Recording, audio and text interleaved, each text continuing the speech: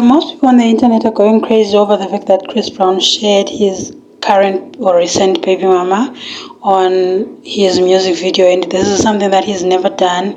People are busy saying he's really locked in, he's really in love with this one, otherwise he wouldn't have done this because he's never done it before. Even with Aiko's mom, he didn't do this, even though you can see that the two are actually still in love or have some kind of a connection. I do wonder though, does this mean that Chris Brown is locked in? Could he settle down with this one with Jada? Seemingly even his mother loves her.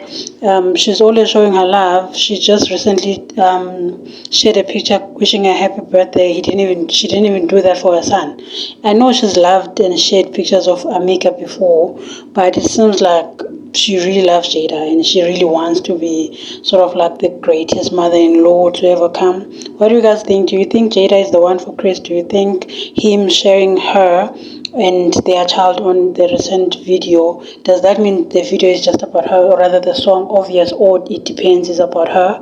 Or this is him saying, you guys shut up, this is my woman and I will die, I will ride with her till the end kind of situation? What do you guys think? Let me know and I'll see you in the next one.